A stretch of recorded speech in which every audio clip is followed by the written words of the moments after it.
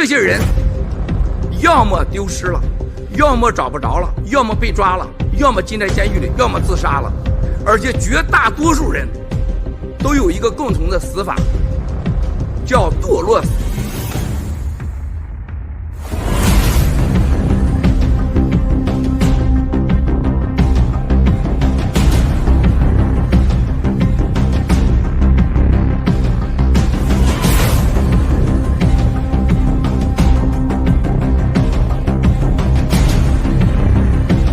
因为那里有一个独裁的政党，叫共产党。海航是代表共产党在西方的一个间谍平台、洗钱平台和对西方政治进行蓝金黄的渗透平台。1年多已经卖了3500多亿，是全世界数第1号。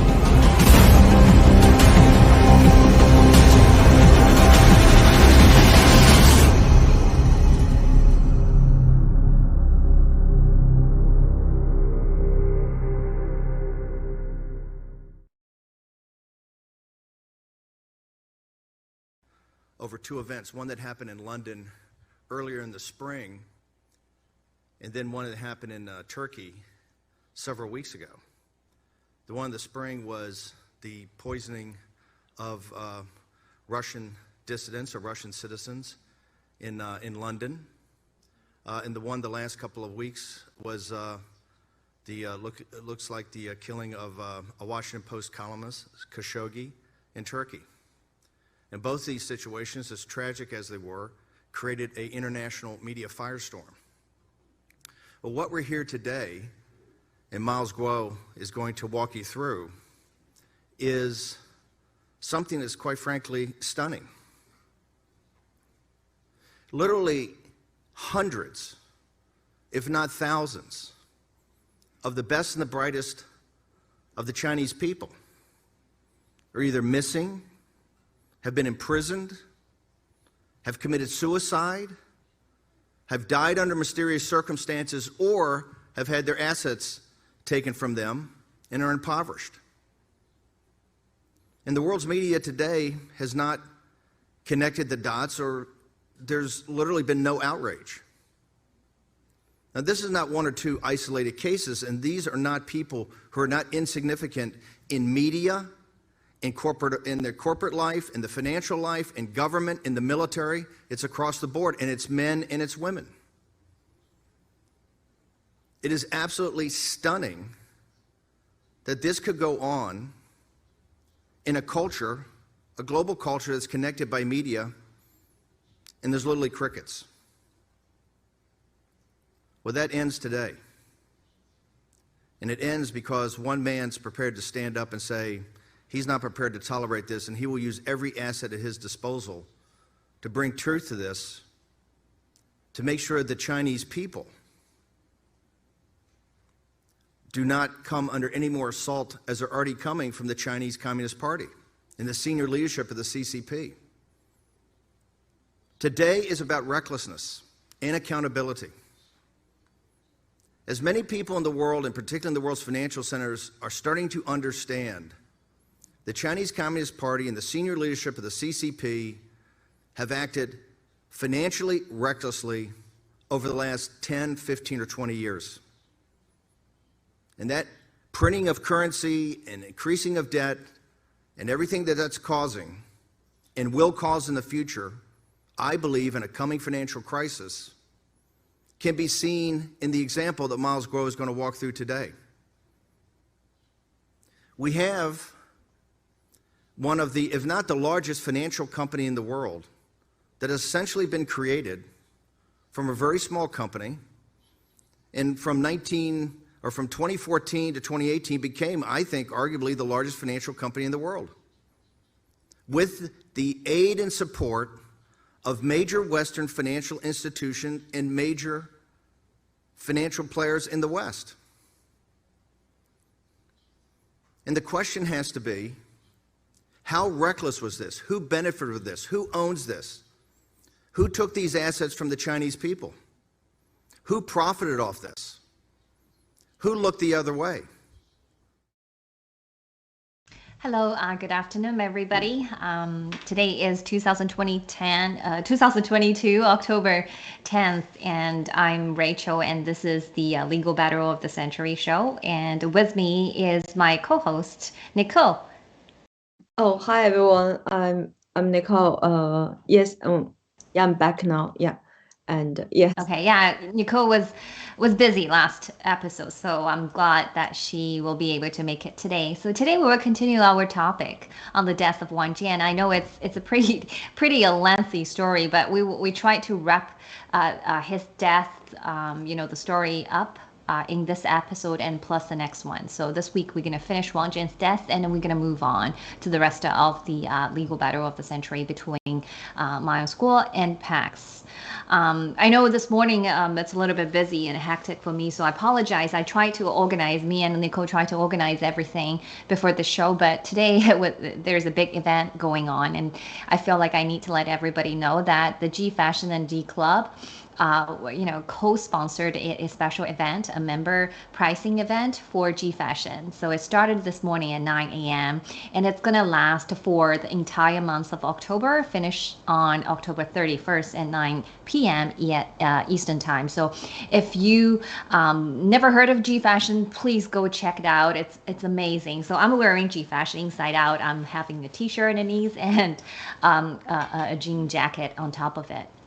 And it's amazing, and the price is even amazing, because I know, Nicole, you've mentioned that you've managed to grab a few nice items. Do you want to say something to the audience about G Fashion before we move on to the rest of the show? Yes, definitely. I think a while ago, and I think I look at everybody just wearing G Fashion. It's really just admiration, and basically because it's too expensive. But I think a while ago we had one of the event is like 50% off, and I think at that time I purchased some. But this time you can even get like 30% off more, and plus additional. You need to pay the shipping fee or the tax fee, and I think which is a big chunk of the how do I say, the big proportion of the chunk of the cost. The total. So this time I think I purchased some of the like the t-shirt, long sleeves and short sleeves, and it's like only $66.5 and $70, and I think it's really a good deal. And I also purchased one of the jacket, like jean jacket and denim jacket that Rachel is wearing. I think it's yes, I'm wearing. I'm in love with it. I bought it in the full price. Like as a G Club membership, you get 50%.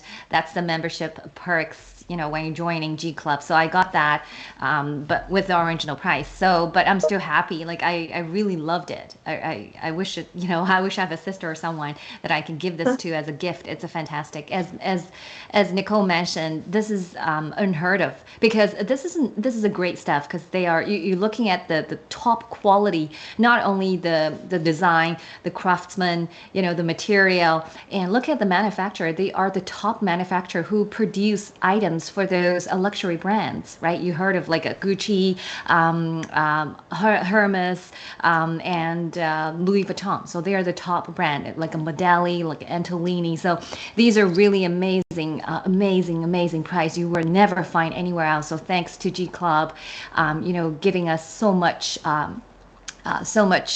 benefits, out of this wonderful line of G Fashion. So anyway, check that out. It's gfashion.com. So yeah, but I'm still hoping you would stay for our show, and then you would go afterwards. So anyway, let's go dive in today's content right away. So if we can turn to slide number 2, just to kind of let people know where we are on this topic, because we've spent the last probably 8 episodes on this. On Wang Qishan and Hainan, because we want to drill it down and we want to expose the secrets they have and the crimes that they made, and also more importantly, we want people to reflect on this incident. How did it occur? How do we prevent it occur again? And so we were going to talk about this maybe in future episodes, but first let's finish, telling you the ins and outs about the Wang Jian's death. So we're on the 4th topic on the slides, because we already mentioned about the rise of Wang Qishan and HNA, the ownership of HNA Architecture Art Project, and then we're here. So This is actually the fifth episode on this topic on Wang Jian's death. So the next slides, please, KK, if you can.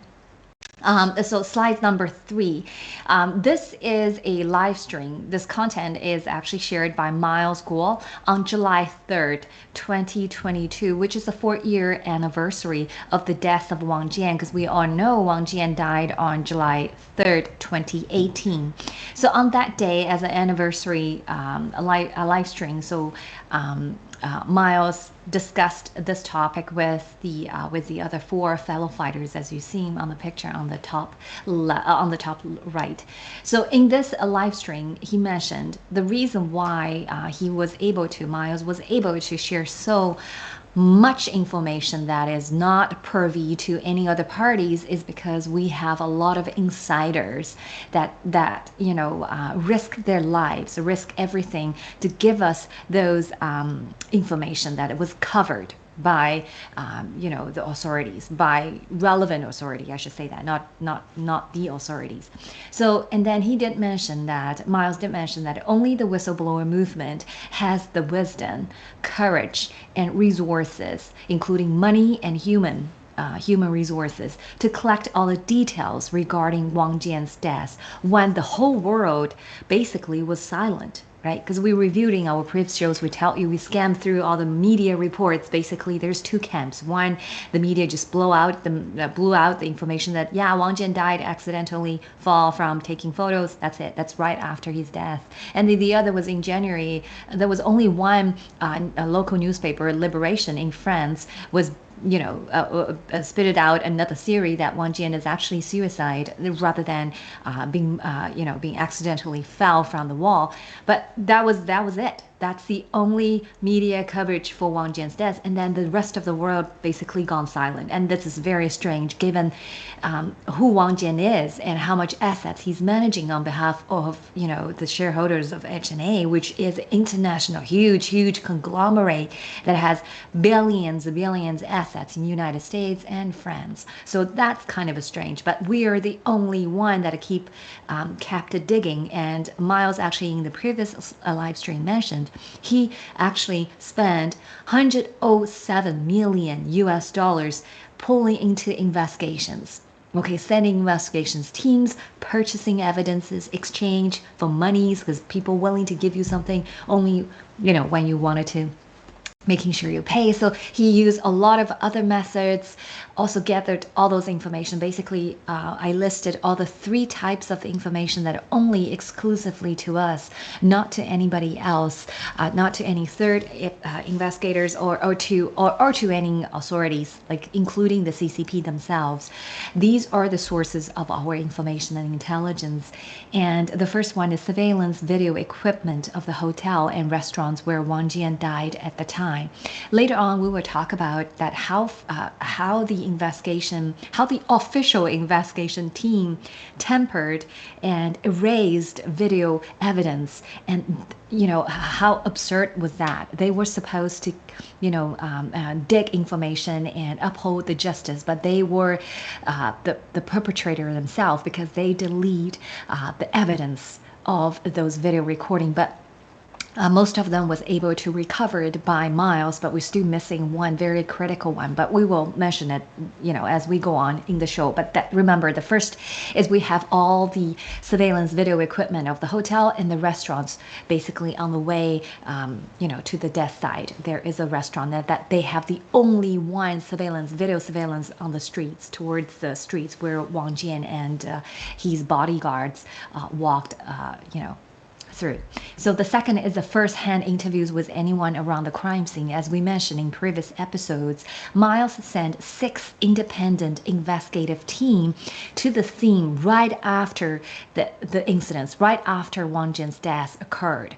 So they've managed, and they're independent, so they've managed to talk to all the witnesses involved and at different periods of times. Some of them have obtained a kind of a first-hand, untampered evidence or testimony from the witness, but some, especially the later on team, when they go and collect evidence, they realize people are all scared. At that time, they were all being warned by the CCP not to tell everybody. So that the testimony later on kind of went a little bit sketchy. So, and then the third information, the camp of information come from is information provided.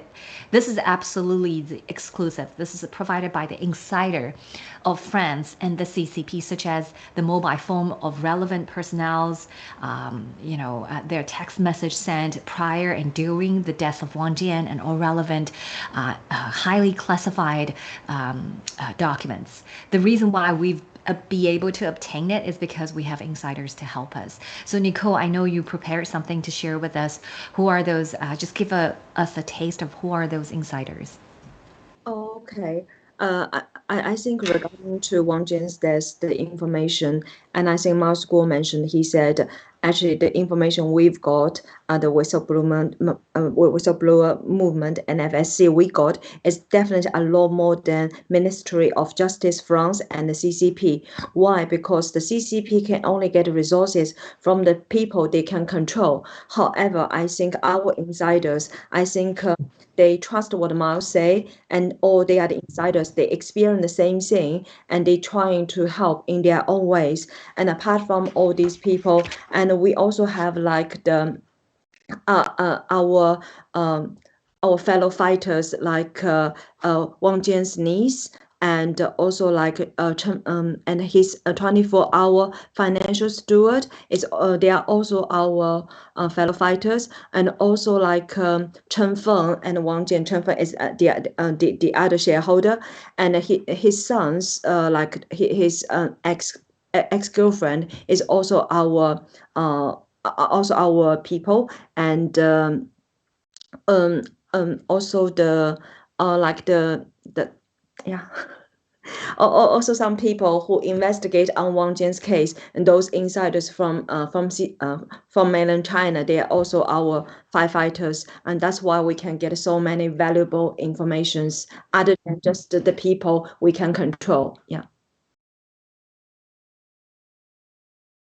People using fear and maybe money, right? That's the way of they controlling people. But I think whistleblower has so many informants, and they are willing to risk their lives to give us the information because they truly want to pursue truth, and they are spiritual beings. They believe there is a higher power, and they believe that they have a strong sense of what's wrong and what's right, and they want to uphold justice, and they want to help us out of their bottom of the heart. Majority of them, right? Some of them may ask for money just to guarantee their family safety once they gave us the information, but all of them, I would say most of them, are actually have a higher calling, and they believe that this is their destiny. They have to do this to uphold the justice. So I think this is compared with the CCP, only control people using fear, and money is, they can beat. That's why from the information collection ability to collect information, they can't even compete with us.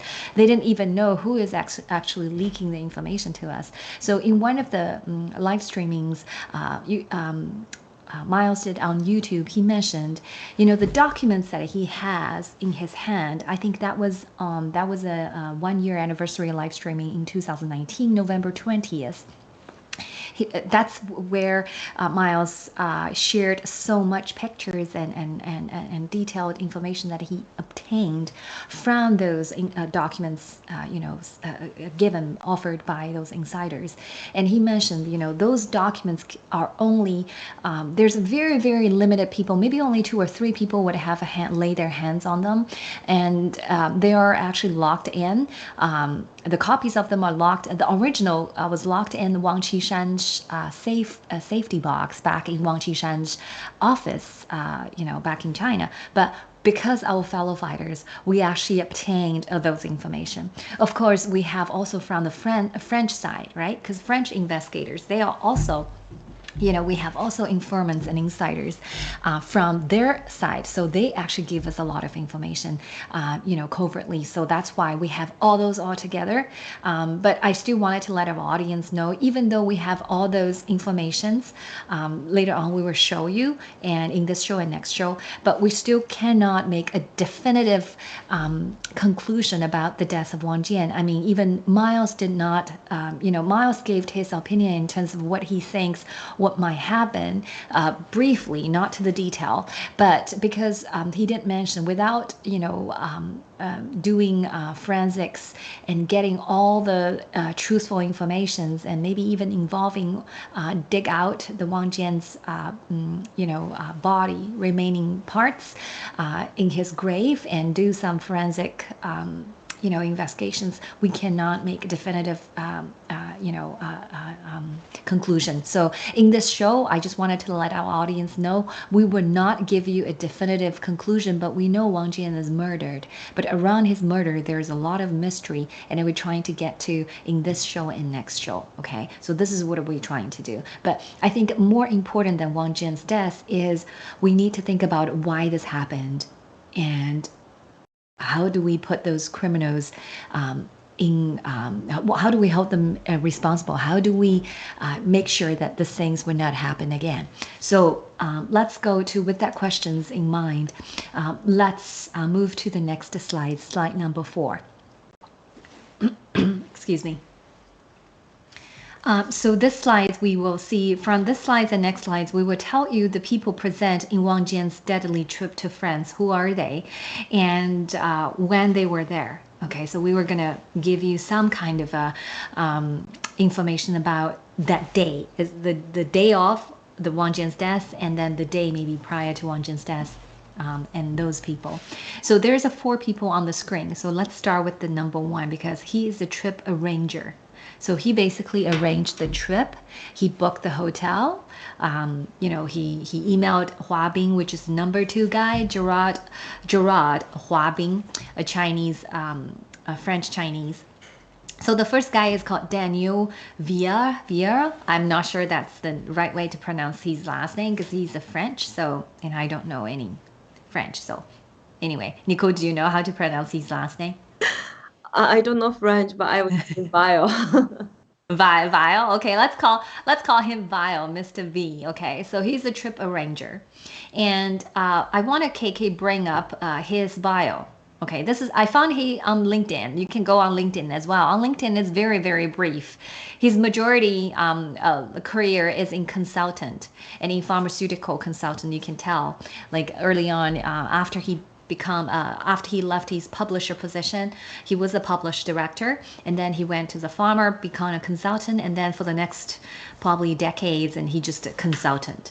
It's kind of a very brief, kind of a professional introduction on his LinkedIn. But on the website, yes, thank you, KK. On the Equity website, Equity is the investment firm, probably in France or international. So I just want to kind of read his bio a little bit, because there's something that here it's kind of interesting.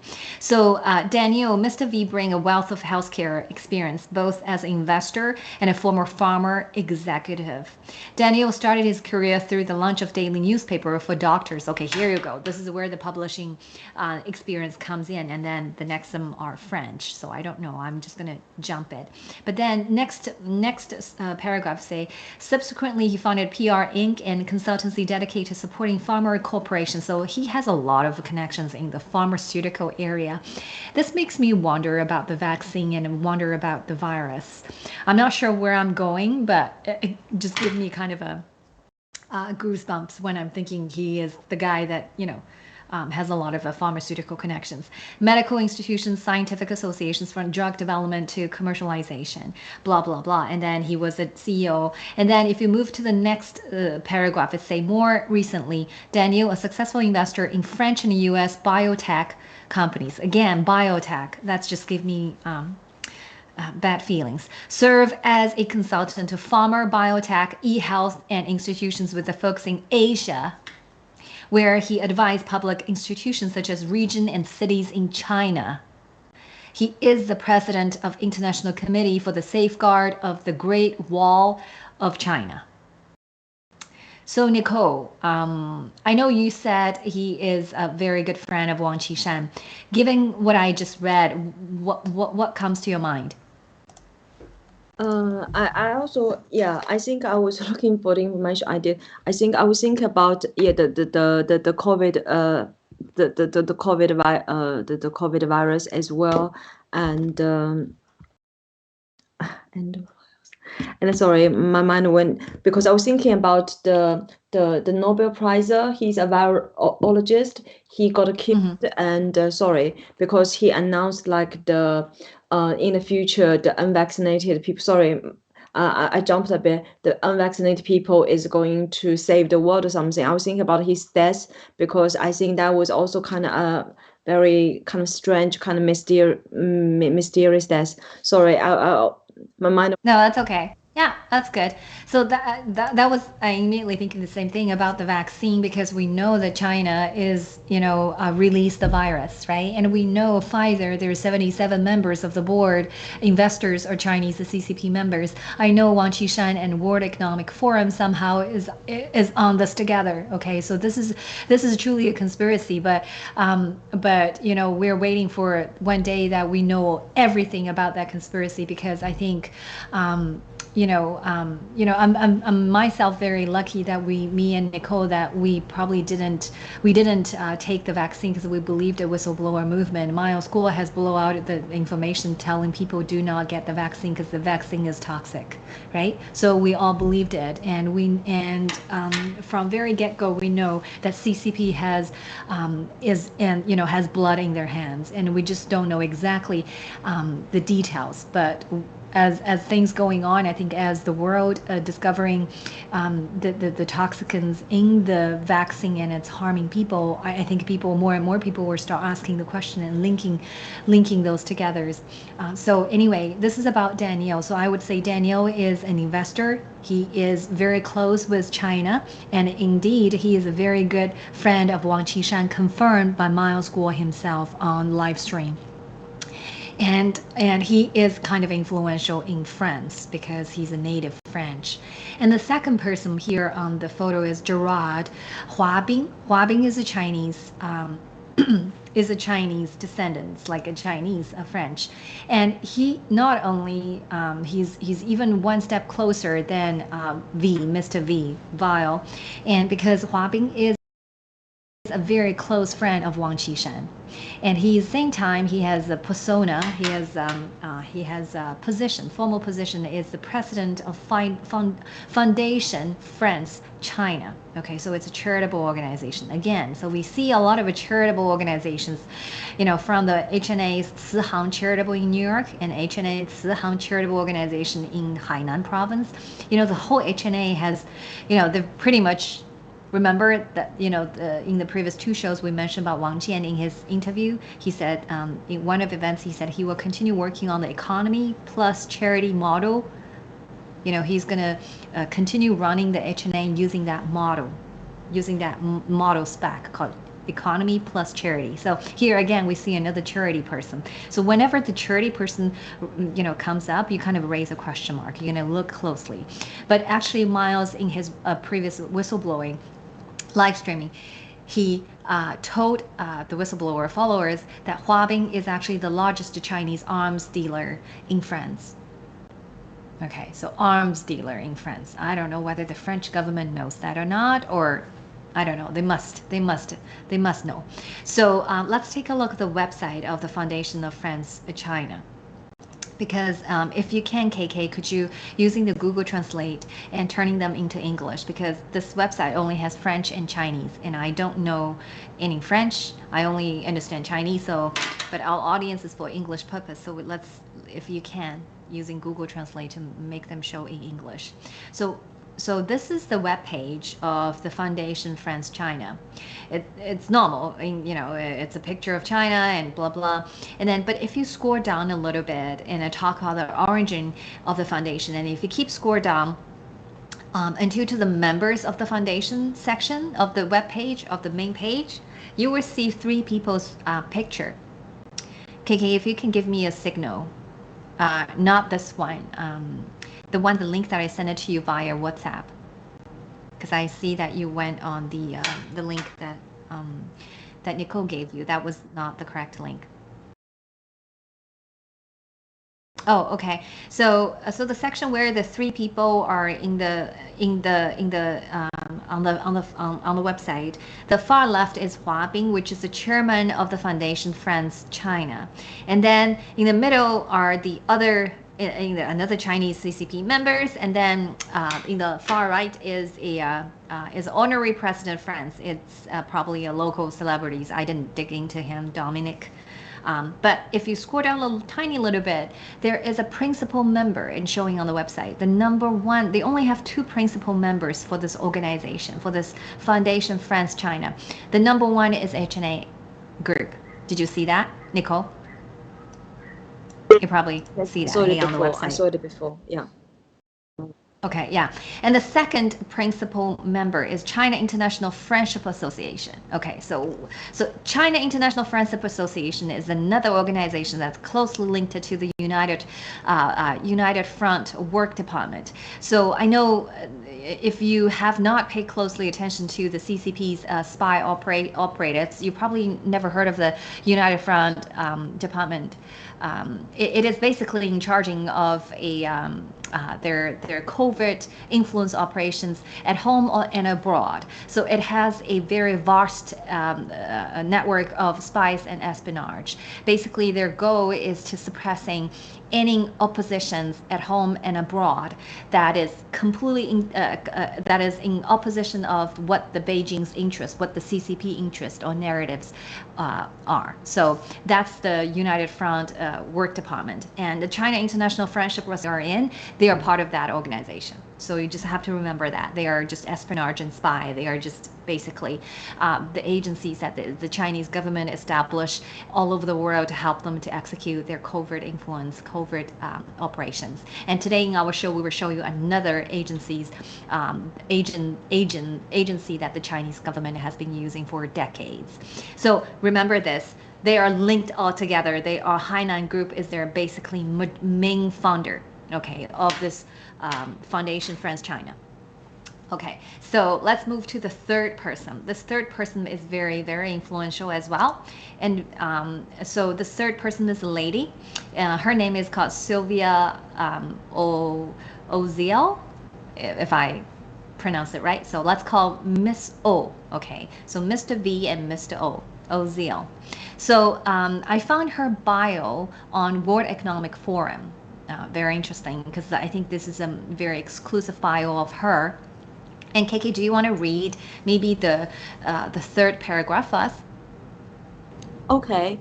With 30 years of experience in business transformation and technology leadership roles, Ms. S was global CEO of Allianz Assistance and Asia Pacific CEO and Allianz partner for 4 years.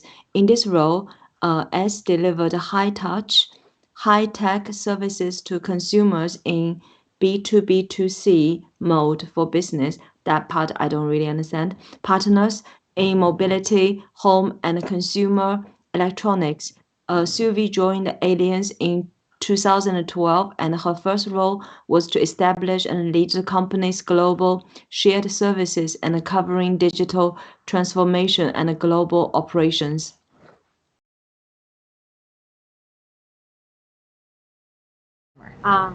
So yeah, that's what motto for business. So she right now is no longer with the Alliance, but she, as the bio beginning as she currently is a CEO of Public Group's shared platforms, which is AI kind of a platform, corporate platform in terms of information information, retail and insurance. But when she was presented before Wang Jian's death and after Wang Jian's death, and throughout the Wang Jian's death, and she appeared multiple times. The significance of her, I just wanted to let you know her connection with Wang Qishan and with the CCP. So Alliance, it's a French company, and it's huge, right? It's one of the 500 Fortune Global companies, and the company is the first company that obtained a license that the Hong Kong, they can sell their insurance in Hong Kong. So this was a whistleblowing information that shared by Miles in one of his live streaming. I can't remember which one because there's thousands of them. So he mentioned that in Hong Kong, this company, Alliance, the French company, is the very first one. They can actually, the Hong Kongers, they were allowed to sell insurance in Hong Kong. And Hong Kongers can use Chinese yuan to buy the insurance from this company. And they're the very first, because we know Wang Qishan has been the gatekeeper of the, the China's, the CCP's finance and commerce sector. So in order to get into the financial sector, do business with the Chinese people and CCP, you have to have Wang Qishan's blessing.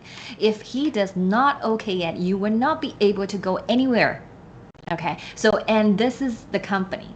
And they've, in order to go into the CCP market, the Chinese market, the 1.4 billion slave that CCP kept deceive, in order to maintain their legitimacy, the company paid trillions of dollars.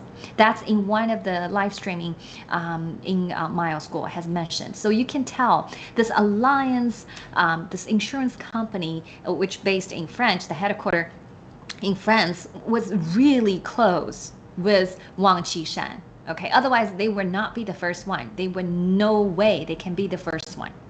Okay, so this is the ship. And do you have any question, Nicole?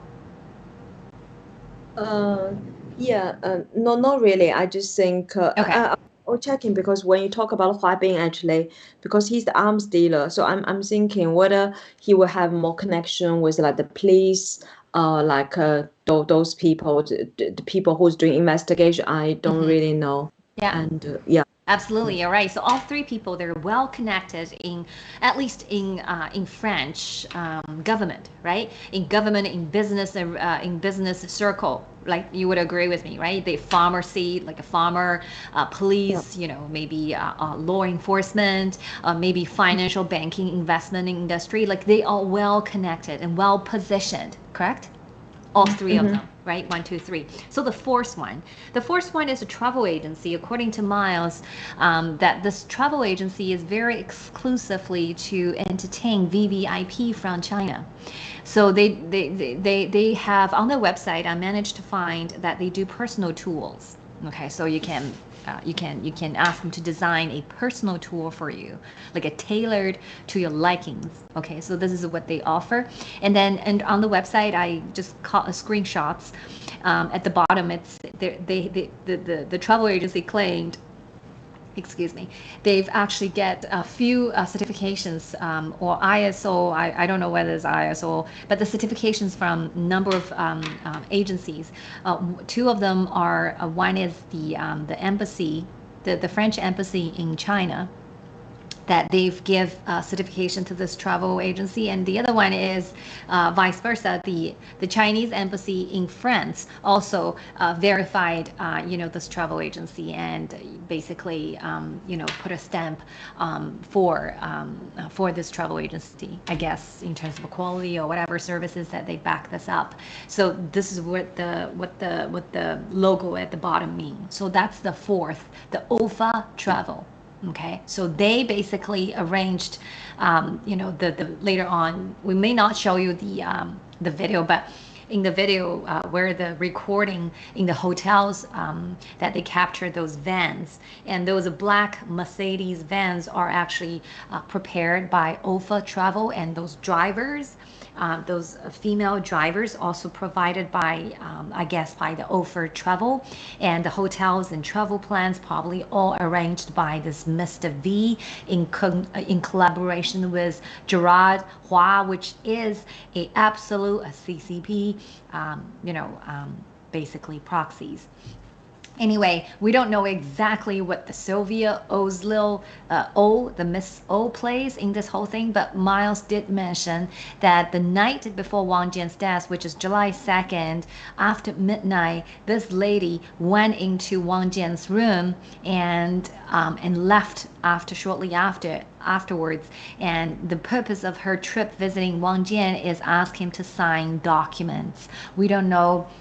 Miles didn't share what kind of documents she asked Wang Jian to sign, but with contextual information, it's not difficult for us to put, pieces together and have our, version of a story. But anyway, anything to add before I move on? Nicole, do you want to introduce the next slides, the other 4 people? Okay. Yeah. Okay, Sure. Go ahead. I think Slide 5. Yeah. And there will be 3 people. They are all like Wang Jian's like a bodyguard. Tian Ding is his bodyguard, and Sun Jinghao, also named like Pei Nannan. He used to be he used to be Wang Qishan's bodyguard. Am I right, Rachel? Bodyguard, but on this trip, I don't know why. Maybe Wang Qishan assigned him to acting as a bodyguard of Wang Jian, protect him, or maybe even kill him. I don't know. Okay. So yeah. And Wang Ning is also his bodyguard and slash or also his secretary in this trip. And then the 8th person is Zhou Tiantian. And she is the interpreter in this trip. He's Wang Jian's interpreter. I think she works in the Confucius Institute in France. And yes, so yeah, is that all right?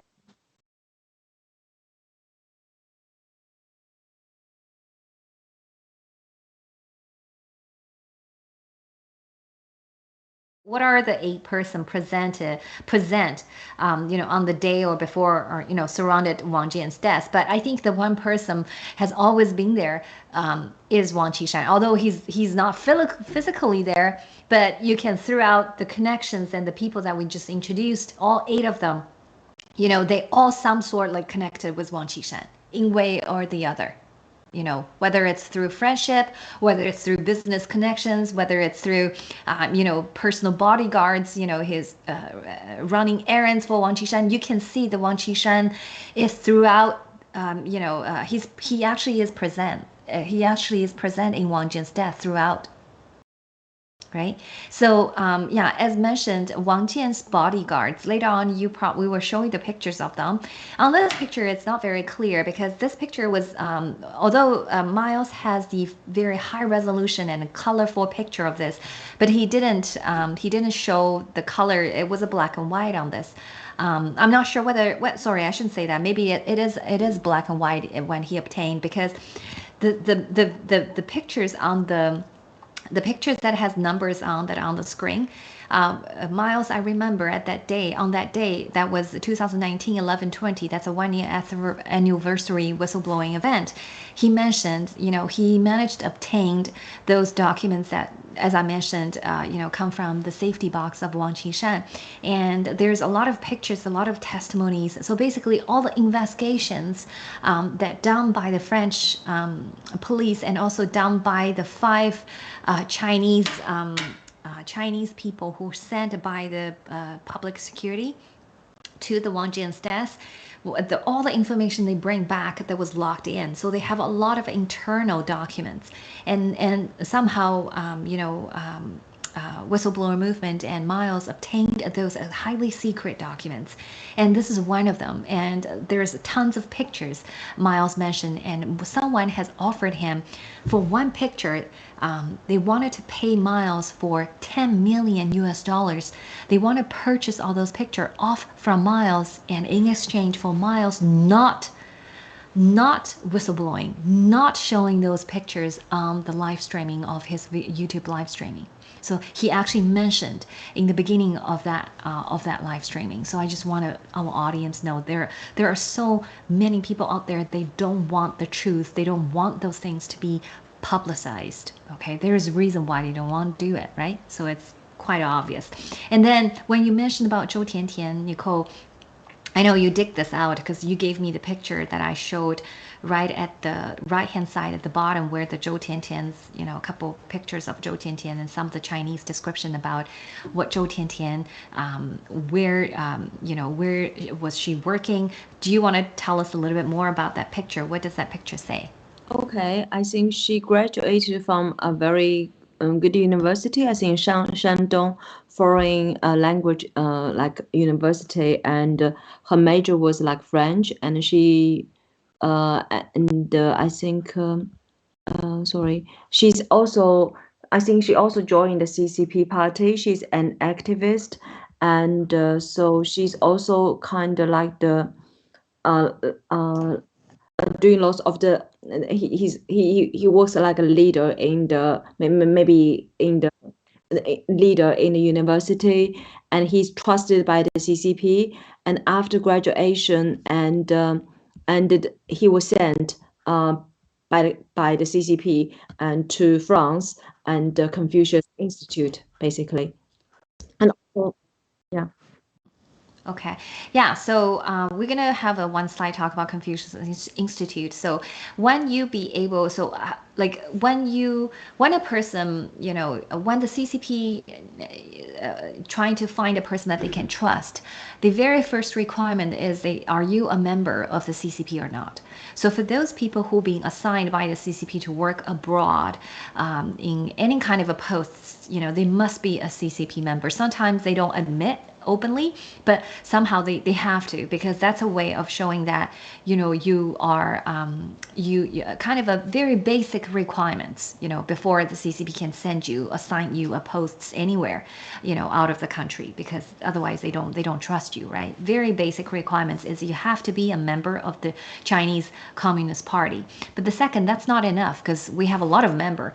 As Miles previously whistleblowing, he said 99% of the CCP members are good people, right? They're good people, and only very few of them are bad. So but once CCP sent you over, they want also looking at your history. They want to see a track records of good performance. Let's call that good performance, which means you take order as it is, you obey, you never violate it at the wish or the interest of your CCP leaders. They have to look at all those things before they have to give you a thorough review and give you a score before they can send you abroad. And Zhou Tiantian, she is the interpreter in this Wang Jian's deadly trip. It's not a coincidence that she was picked, because she showed a proven track records of obedience to the CCP master. Okay, so there's one picture at the bottom where she was sitting behind somebody. She was basically working for the government as a translator for maybe a diplomatic meeting or whatever between diplomats. So that's a picture of her. So she was the interpreter for that trip. So because she was from the Confucius Institute in France, that means she has already been in France prior to arriving in province in France. Right? So let's put aside how she, let's not dig more into how she was chosen for this trip, but let's take a look at what Confucius, because when I learned a lot of those information, I'm still appalled. I'm still feel like completely surprised, because I didn't know this much details until I read this report. So this is where we want to sound the alarm for the Western people, for the people who live in a free democratic society. We want you to understand what is Confucius Institute. And I have to apologize because I prepared these slides in a rush, so I kind of typed, there's a typo here. It's called Confucius Institute, but it's supposed to be Institute. So this is the next slides. Let's see the slides number here. The slides is slide 6. So there's a report I really highly recommend you to read if you wanted to know more about how this Confucius Institute operates in all over the world, in all of the countries around the world, and how the Chinese government control the Confucius Institute, what kind of a threat it poses to all the countries, all the host countries. You will have a much better understanding after you read this report. This report was prepared by U.S. Senator bilateral kind of a consensus. They passed this report, and it was produced on February. Sorry, I forgot the dates, but it was in February 2019. And there's a couple facts that I really picked up I want to share with you in this show before we move on, and just quickly go over it. So there are over 1,000 Confucius classrooms worldwide and more than 500 classrooms in the US. Okay, this is the classroom number is different than the Confucius Institute number. I think in the U.S. they probably had more than 100, 150 something institutes, but altogether there is a more than 500 classroom. Okay, I'm not sure how many students within one classroom, but based on the report, if I remember correctly, since 2007 up to the time that the report came out, they've already reached millions, probably 5 million U.S. students. If I'm right, if I remember the right, 2 or 5 million, but it was in millions. It was a large number of people that they have already Confucius Institute in U.S. So the second bullet point, the CCP controls nearly every aspect of the Confucius Institutes at U.S. school. So Confucius Institutes reports to who? To the CCP Ministry of Education Office of Chinese Language Council International. So HAMBAN, Hanban. The Confucius Institute are funded, mostly staffed by Hanban to present CCP-approved programming to students at the U.S. schools. So Nicole, I know you are a teacher, right? You work. Are you a teacher? You work for a private school in UK. Yes, I Okay. encountered these people who's from Hanban Confucius Institutes. Yes, and I. Okay, so you've actually had first hands of dealing. So could you share with what you know about Hanban and about the Confucius Institute? Yes, because I also just visited like the primary schools, and I think they mainly just based in like middle schools, and mainly they choose independent school, private schools, and also I think the universities. I think it's their targets, and then it is funded, like I said, I mentioned this in the previous program. It's like all the staff there, and they are not paid by the school, they are paid by Hanban, and Hanban also just fund the school. They basically pay the school, they give the fund to the school, the department they are in, and also. And so basically the staff who works in the school, and they get free meals. They basically get free meals or maybe the free accommodation, because I worked for the boarding school. And then the Hanban is paying them the salary, and the school doesn't pay them anything. And Hanban also like provided all the free books, and so the books they chose, and also the teaching materials. And then they also try to get the teachers to teach some kind of like after school kind of activities, the Chinese culture activities, stuff like that. Okay, so yeah, so basically what you're saying is, so the Chinese government, the CCP, paid some money to the school, and purchasing the access to be able for them to teach the U.S. or the UK students. Right? And all those people who are teaching positions or director positions in the school are actually directly paid by Hanban, correct? Yeah, true. Okay, so yes, that's exactly confirmed by the report. The only thing is the report is saying that in US, they're targeting basically the kindergarten to K-12, so all the way. So that's what's shared in this report. But I understand there are a lot of Confucius Institutes also in the college. Also in the university. So, but in this report, they mentioned majority of what they fund is all the way to K-12. So anyway, it's very, very alarming, because literally there's no there is no administration, there's no monitoring, there's no reviewing, basically, because the textbook was prepared by the CCP government. The lecture, the people who lecture them, the content shared in the classroom is all determined and approved by the Chinese Communist Party. And the school, the host country and the school does do nothing, because they're happy with taking 250,000 or more millions money away and don't say anything and just hand you their precious people. And these are little people, these are the future of the country, to the communist regime, who are the most brutal and evil regime on planet Earth. Can you imagine? And Hanban provides no information to U.S. school on how candidates for director and teacher positions at Confucius Institutes are screened or selected in China. So basically, they appoint whoever they want to be into whatever school and teaching your students whatever they want. Okay, we all know that Chinese government is distorting and completely fabricating the history because they want to lie to the Chinese people. They're not telling the Chinese people truth.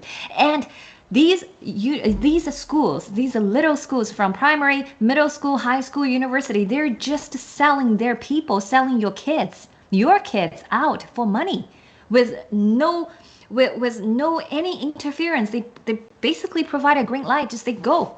Tainted them with whatever disinformation, fake news, or propaganda, or ideology that you wanted to pump into their mind, their inquisitive mind. Just do it. Just give me the money and you can do whatever. And that's the reality. That's what's been happening since 2004. You wonder those young people growing up look more favorable to a totalitarian regime, and they love the speed and they love how fast the Chinese government can pull things together. They admire those dictatorship and a totalitarian regime. You wonder, why is that? And they're so critical of their own country. They're so critical of their own slavery history. And they shameful for America, for being American citizen. And they have to apologize for being American citizen. Now you know why. And then the next bullet point is say some U.S. schools contracts with Hanban include no disclosure provisions and require adherence to both U.S. and Chinese law. This is absurd. They come to your country, give you money, and sign a contract with you and ask you to abide by the Chinese law. Have you read the Chinese law? Have the school know what the Chinese law says? I don't know what they're thinking. I don't know why the government, the agency that's supposed to protect people, was not there. Okay, so the next bullet. The U.S. schools failed to comply with statutory requirements to report foreign gifts to the Department of Education. So the BGY is real. Remember, Nicole, that we talked about BGY plan, right? The Chinese Communist Party has, to basically infiltrate the free world. They use the blue, yellow, and gold. Right? And this is absolutely foreign gifts to the Ministry of the Department of Education. Is absolutely a gold tactics. Is a bribe. Mm-hmm. And 70% of them do not report because the United States has a rule. So if a school receives $250,000 above in a year, they have to report. But this senator's report is saying 70% of that school do not disclose the foreign gifts received from the CCP. Who knows how much they get personally? If this is just for the school, but how much they get personally, I don't know. And the CCP is famous for doing that, is bribing people.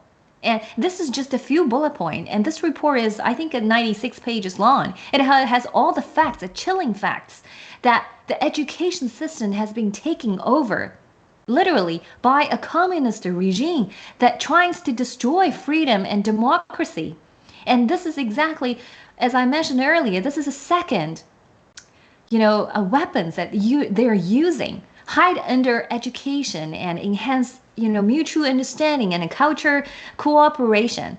This is their bullet. Just like the Hainan Airline, the principal member of the Foundation France-China, I mentioned the Chinese International Friendship Association is part of the United Front work departments, and Confucius Institute is absolutely a key component of that. Did you see the net, the dark web that the CCP is weaving?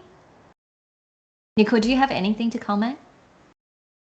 Yes, I think definitely bribing, because as I said before, I think being free is kind of like just like providing everything free and to the school. It's kind of like the temptation for the school. I mean, they can't really take anything. I think they can't resist being free. Mm-hmm.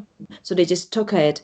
And so it's like when I'm in the UK, I saw so many Confucius Institute. I thought at the beginning, because I did not know Confucius Institutes that well, I thought, oh my God, how come they are just so popular here? And later on, I found because they paid to go there, they bribed them, and that's it. Yeah.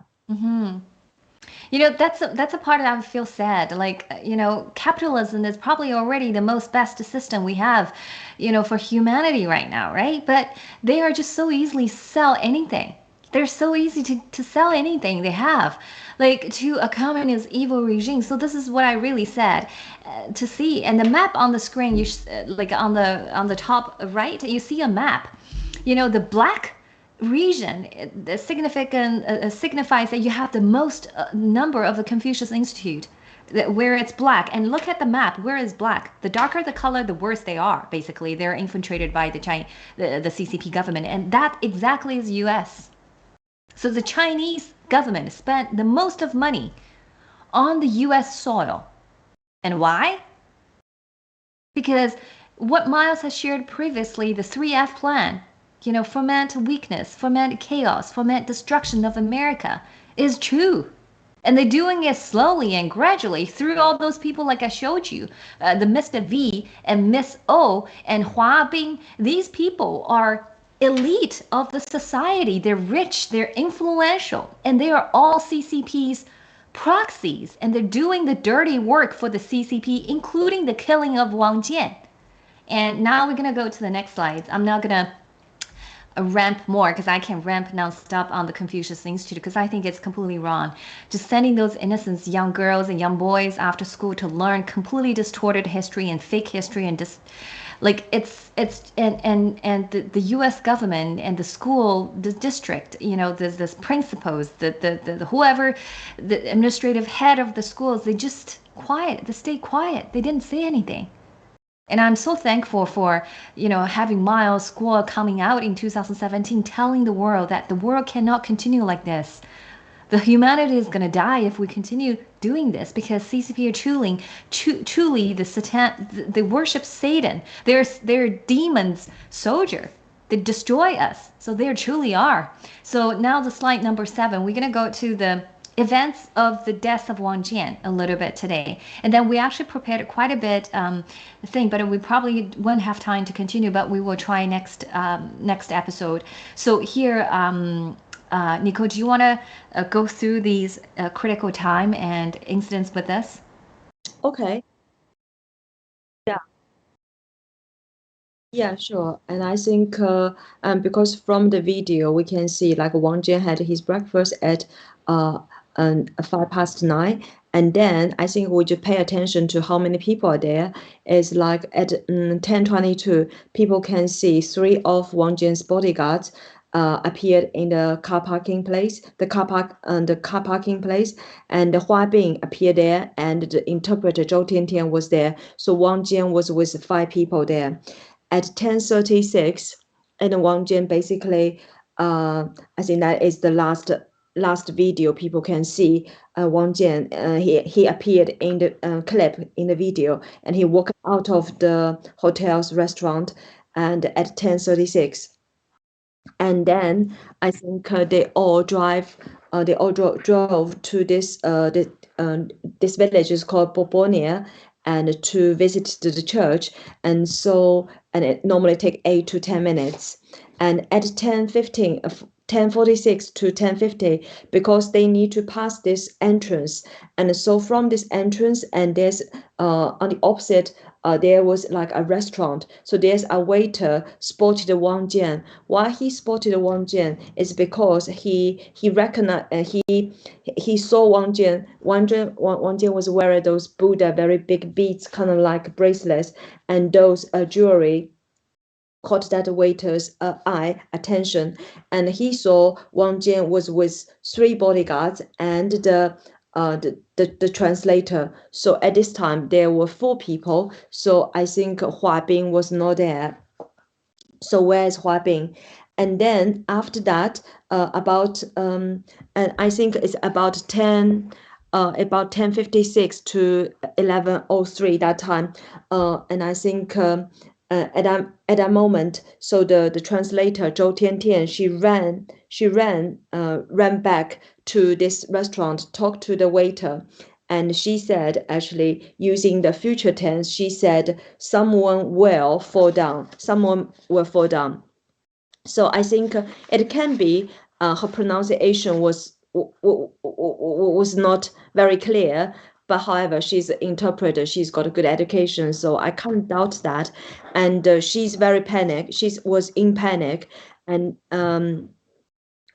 or maybe she was in panic, so she basically passed the words what the people asked her to do, what people just said. She just copied what the people said. People might say he's going to fall, and then she probably heard it, overheard. She probably heard it, and then she just, without thinking, just passed this message to the waiter, and and then after that, I think this waiter, he just called the sorry. I think the interpreter, she actually asked the waiter to call the police.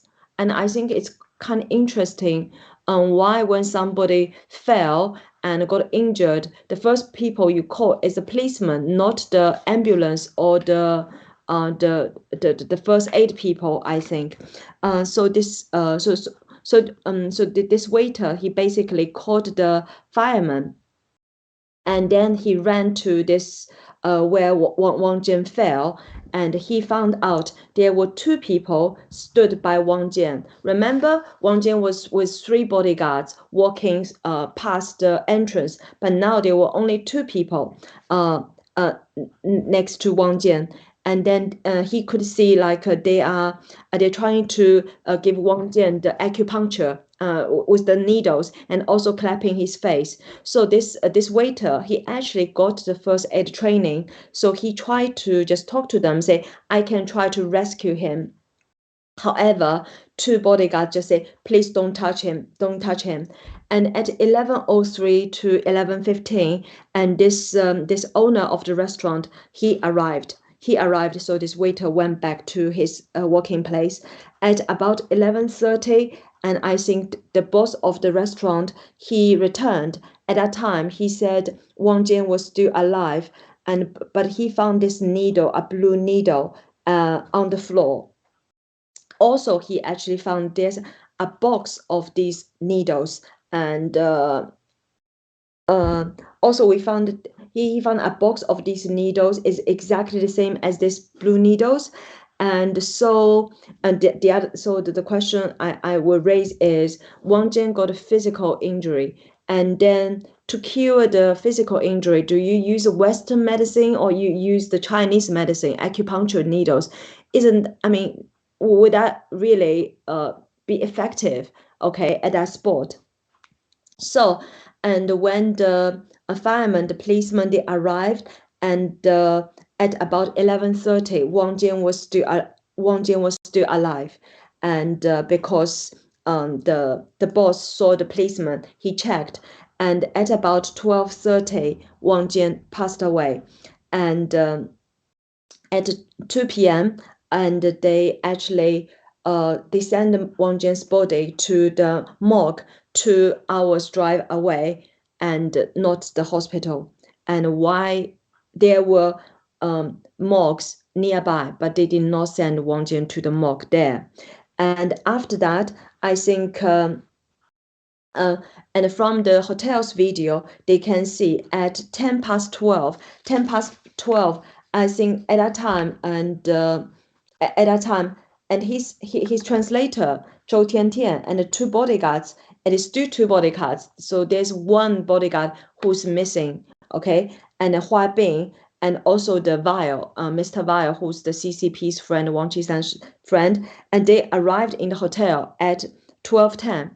And so the question will be, when Wang Jian died, and I think they were all quite close to Wang Jian, they were not on the scene with Wang Jian, but they returned hotel, and the hotel's boss said, and the 2 bodyguards, they are filled with dust all over the body, and yes, and also when they arrived, there's a policeman came along as well, and the boss of the hotel also said, and the interpreter came just kept crying, and it's not because of like sadness, but it's because she was in panic, she was horrified, and that's why she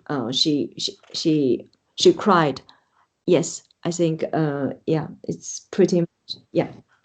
Okay, yeah. Thank you, Nicole. I just want to let the audience know that the sequence of the events, majority of them are actually shared by Miles on 2019, November 20th. So in the press conference, he shared a majority of the sequence, but some of them we put it in because it was later on, because the investigation of Wang Jian was ongoing, and some of the material that obtained from the insider of the French government or from the CCP within the whistleblowers are later on. Some of them gradually come into Miles. That's why Miles in later on broadcasting has shared some of the additional information. So in order to make it easier for us to present it to you, we added a few timelines and events into this cascading events.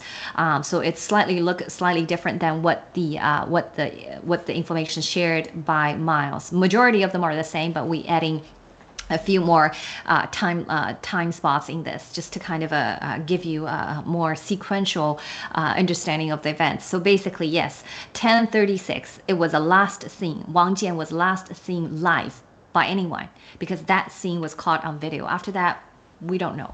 Okay, the outside world, nobody knows.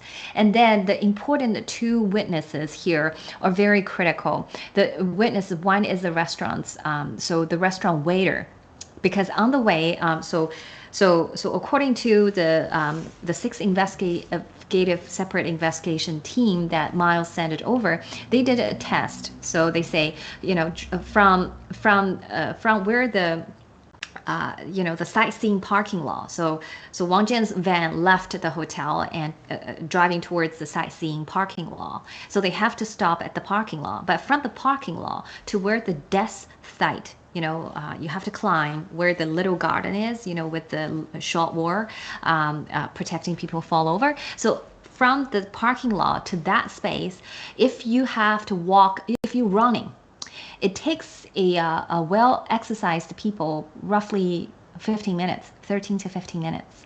But the time here is actually not enough for them to get there. Okay, but let's not mentioning this. Let's just say, Wang Jian walked on the way, and doing his walk towards the little garden, there's a restaurant on the way, and the restaurant has the only external video surveillance camera on. Okay, that's the only place that they have a video surveillance cameras on. So the waiter and the video surveillance and then the restaurant's owner are critical evidence in this case. So Nicole just mentioned about the the waiter ran to the scene and trying to offer, first aid to revive, a person who just fell. But the two bodyguards pushed him away and say, nope, they're actually doing acupuncture on his face. Okay, so this is kind of a really strange, and I think Nicole's question is worth pondering. So why, if somebody's fell, why do you call police first? You always call ambulance, call ambulance first. So I don't know in France whether police and ambulance is separate, because in Canada you only need to call 911, and then they pretty much talk to emergency department, and they were sent, the whole thing, right? They were sent your paramedics, they were sent the fire trucks, or they automatically they were sent it. So I'm not sure the dispatching how that works, but it could be a very legitimate question to ask. But the waiters set something very critical here, which does not make sense, right? You should not use acupuncture to try to revive someone just fell. We never heard of it. We're Chinese. I've been doing I've been getting treatment of acupuncture, periodically. I'm kind of know what acupuncture is for, but definitely is not for treating someone that is fell from a 12 meter or whatever meter high wall. So, and then the owner was also provided very critical testimony here, because he said when he left 11:30, Wang Jian's still alive. So somewhere around, from 10:36 to 11:30, when the restaurant owner went back to the restaurant, the waiter and the boss was talking, and the boss was ridiculed about how the Chinese was trying to save the people using acupuncture. So they had a conversation between the restaurant owner and the waiter. So at that time, the restaurant owner say, the guy is still alive. How crazy they were using acupuncture trying to save this guy. So anyway, Anyway, so they had so likely Wang Jian has died sometime between after 11:30 all the way to, I don't know, we really don't know when Wang Jian died. We shouldn't say, because Nicole, I'm not sure when you read the 12:30 you mentioned Wang Jian died, because I remember Miles said, when Wang Jian was put onto the vehicle, transfer him to the morgue, he still have tears.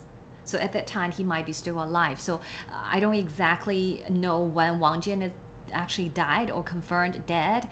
I don't know the time, but somewhere after that, we only know I only know 11:30 he's still alive. And then at 2 p.m., the vehicle transfer Wang Jian's body taken away to from the scene to the morgue. And the morgue, they chose to go to the further one, which is 2 hours away from the scene. Why? There's a 2 nearby one. I remember Miles mentioned the one morgue is only like a 10 some minutes away, and the other one is probably a little bit further, but they're all closer than the one they went to. And Nicole, last show you asked a very good question, is why do people sending people to a morgue? Usually, I'm not sure, maybe it's a French, I don't know France, how the procedure looks like, but in the United States, regardless what's happened, they always sending you to hospital. They don't take you to the morgue. So this is very, very interesting. And the other things you pointed out is why do people not buy Wang Jian, was not accompanying Wang Jian when police or when the paramedics, when whatever people are there and trying to revive and move him. I mean, these people are having a close relationship, especially those bodyguards, right? Those people are know Wang Jian for years, but how can they left the scene and left Wang Jian's presumably if Wang Jian is alive or dead, how can they just leave Wang Jian alone by the police? That is unexplainable, right? But in this case, there are a lot of suspicious plays, and I put it in the following slides. So we're gonna, because we're already 2:19, so maybe we show you 2 questions and then we come back with 3 more questions. We want you to ponder over. Okay, the first 2 questions is in the slide number 8. So it's really not a question, it's a statement, but I can make them a question. So here it says, the Chinese Communist Party sent 5 members of the State Security Committee immediately. 5 members of the State Security Committee immediately after the incident and disguised as diplomats to province France to coordinate the handling of the incident. A swift response that is unprecedented. So, yes, I remember the radio recording. So Wang Jian, let's say, died after 11:30, somewhere between 2, somewhere around there. But this Chinese Communist 5 members arrived on the same day at 11:50 something. I remember I look at the video, they arrived on the same day. Only like how many hours? Like 11 hours, 12 hours later, they arrived on the scene already. And these are 5 members of the State Security Committee. Why State Security? Why Wang Jian's death, need a state security, and also why they disguised as diplomats, right? You can just send a diplomats come over to France, and why they only showed up in less than 12 hours, like is that less than a day? So these are the questions we want you to ponder over. I think one of the answers we mentioned in our previous last episode, we mentioned the reason why Wang Jian must die. Miles School has told us why Wang Jian has to die. There's basically, summarized 3 reasons. One is personal reason for Wang Qishan. He wants to hide his crime and hide his wealth. Wang Jian is the only handler, only insider handling all those papers, signing all the documents, so he knows whose illegitimate son is who holds what. So he has to die. He knows too much. The second reason is really here, I put them in a box for you. I think this is the reason why, explaining why the 5 members of the state security showed up, in less than 12 hours. And disguised as diplomats. So these are because the CCP wants to hide its intelligence network. They wanted to work with the French and to cover the truth. Okay, so as part of their unrestricted warfare, they don't want to expose their assets because they've cultivated those assets and those secret paths and connections for years and decades. They use billions, probably trillions of money to do that in United States, in France, in any other country, you name it. They don't want to expose those assets and networks, so they fly it over right away just to cover things. Okay, so that's what I think is the reason. Nicole, do you have anything to add? as to why the 5 members showed up in such a swift manner? I think Miles once said Hanaya Line is a vehicle with multiple platforms to facilitate activities such as spying, money laundering, and infiltrating into the Western political networks, BGY. Yeah. I think, yeah. Yeah, that's absolutely right. Yes. And then the second, quickly, so this is kind of strange. The next slide number 9. So we have lots of witnesses, right? We already introduced there's 8 people present on the day of the, sorry, not on the day, in the Wang Jian's deadly trip. But there are people actually present on the day of the Wang Jian's death. Okay, so here are the 2 people. One is a gardener, and he's a friend. He's a Frenchman, and he was hired by the tourism friends or whatever, the local town hall to keep the grounds clean. You know, to keep the plants tidy or whatever. So he's a gardener. His name is Jackie. So he actually did. He altogether, according to Miles, he has a 5 different version of testimony. So you can figure. You know, it's really not. You can't trust a person to give you 5 different testimonies. So it tells you in a degree that how much how much truth really this can shed you a light on, because we don't know the truth, because they changing their testimony like flipped the page of the book, like that easy. So this gardener, from this version, I don't know which version is this, because this is definitely different than the first version. Miles in the video live streaming mentioned the very first testimony obtained from this gardener was trustworthy. Okay, so Miles mentioned that, but this is the 5th or the 4th version of his testimony that was bundled in the highly secret documents that obtained from inside of the CCP. Okay, so in this bunch of documents, this is a later version of his testimony. The highlighted part there in Chinese, basically, he described it how Wang Jian got onto the lower wall in the small garden. If you recall the picture that we showed you, that the wall is very loose, is very uneven, and kind of unsturdy, kind of unsafe to stand on. But he's saying that Wang Jian was trying to get, he described how Wang Jian trying to get onto the low wall, and when he got onto the low wall, he kind of stand up, and he was thinking, and the other bodyguards was a little bit further away from him, so he was standing on the low wall by himself. And the other person who was with him but not close to him was not worried. He was just saying, what their facial expression is. They don't look like worried. And then he jumped. Okay, and then according to this version of testimony, this Jackie Gardner is saying that he is suicide. He basically looked like he's suicide because nobody pushed him. He just thinking, he's standing, his movements quite within his own control, and he jumped over. And that's his description, the 5th version, the 4th version of his testimony. But in the very first version, Miles mentioned that he said Wang Jian was thrown off by 2 people. Okay, so that was the first testimony of the gardener. So the gardener changing his testimony, as you can tell, just so easily. And then, but the same events described by the bodyguard, by one of the bodyguards, Tian, which is the person number 5 we introduced you previously, that he said, he described Wang Jian's get onto the low wall like this. He said he tried to get onto the low wall.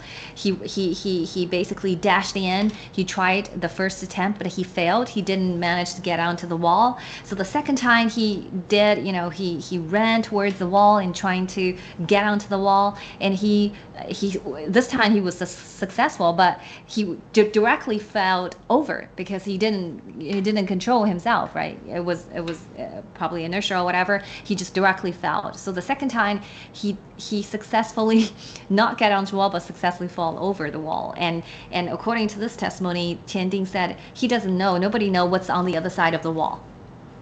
Okay, so when they probably later on, this is just me thinking they looked over, so ooh, it's a high wall. So this is what his testimony, but none of this, or because Tianding also did 2 testimonies and they are contradictory to them to each other as well. Although we don't know which version is which because Miles Guo did not specify that, but I just wanted to show you in this case there's a lot of contradictory testimonies. Probably the very first testimony was real, especially by the gardener, who is not the person of interest involved in the HNA conspiracy. So, but anyway, his later on testimony is completely false. So because we have no way of saying which one is real, which one is not. We only have substantial evidence to support the series that we're going to later share with you, maybe in our next show. We still have a couple more suspicious points that we didn't have a chance to share with you today, but we will try to manage to do that next show. So anyway, Nicole, do you have anything to share with our audience before we say goodbye today? Yeah, I think you are very right. I think we don't really know what really happened, but the thing is, from all testimonies, you can see all the details all the time, and they all don't match, and they are inconsistent, and they don't fit together. So from there, we can all raise the question: what really happened? Yes. That's right. Yes. And also we're going to show you what happened after Wang Jian's death, because that's important too, and especially where the money goes, because that's the main part. If these people are trying to hide and trying to commit the crime, trying to keep their embezzlement free from publicity, and then they have very reason to move money after Wang Jian's death. So we will show you more information about this in our next episode. So thank you so much. And today is Canadian Thanksgiving. So if you happen to be a Canadian, happy Thanksgiving. And thank you, Nicole and KK, for today's show. We will see you next this Friday. Thank you. Bye-bye. Bye-bye. 我们更加可怕的发现了一个重大事件，原来他们曾经的策划可不是要杀王建一个人里边当初他们设计师准备搞车祸在法国，他们这个计划是在什么时候发生的？他是在5月份开始的。5月份，他想把王建弄死在津巴布韦，还有一个叫做非洲叫做国家是什么？叫什么？赞比亚是什么地方？一个国家想弄死在那儿，还是准备当时要安排王建请他妻子和儿子和杨光和王伟带他们去什么非洲大草原这都安排过，包括参加法国这个高尔夫球赛，就利用这几个活动让他们一起参加，然后制造车祸死。